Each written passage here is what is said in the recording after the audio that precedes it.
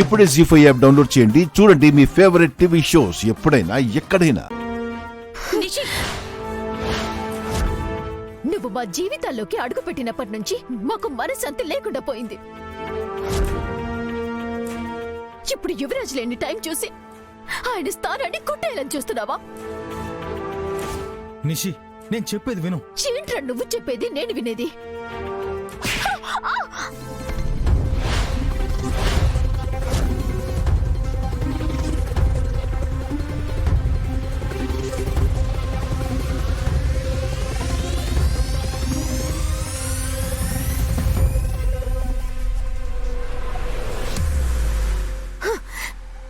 నన్నే కొడతావా?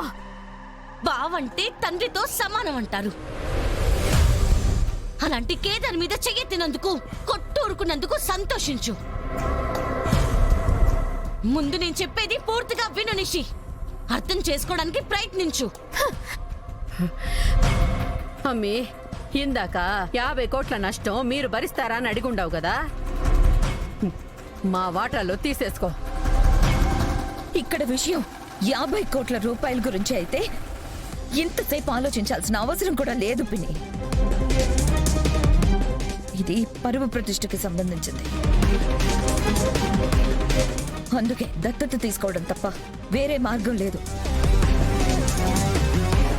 సరే వదినా, మీరన్నట్టే దత్త తీసుకునివ్వండి. దత్త తీసుకునివ్వండి. దత్త తీసుకునివ్వండి. దత్త తీసుకునివ్వండి.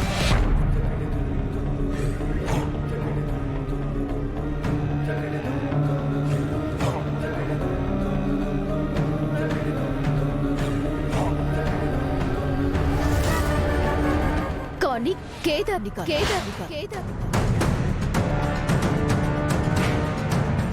బయటి వాళ్ళని ఎవరినైనా చూసుకొని అతన్ని దత్తత తీసుకొని అతన్ని సీఈఓ చేయండి.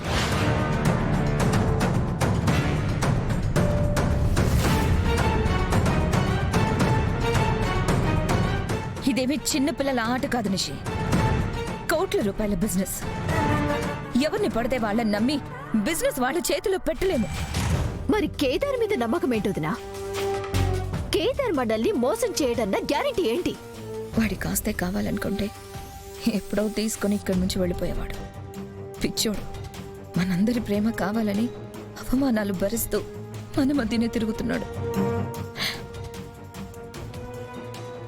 ఆస్తి మీద ఆశ లేని వాడికన్నా నమ్మకస్తుడు ఎవరుంటారు నిషి?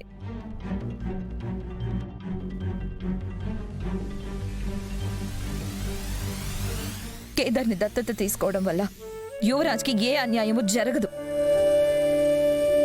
ఎందుకంటే కేదార్కి ఆస్తిలో వాటా రాదు. ఈ దత్తత వల్ల ఈ ఇంటి కొడుగ్గా గుర్తింపు తప్ప కేదార్కి ఏ లాభము లేదు.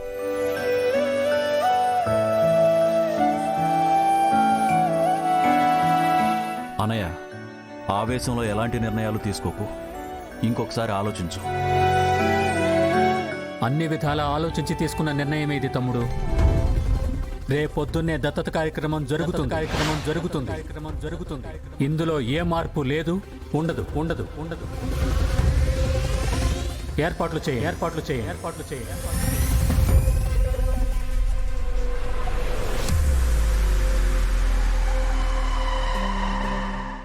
జీ5 యాప్ డౌన్లోడ్ చేసి అన్ని ఎపిసోడ్స్ పూర్తి ఉచితంగా చూడండి.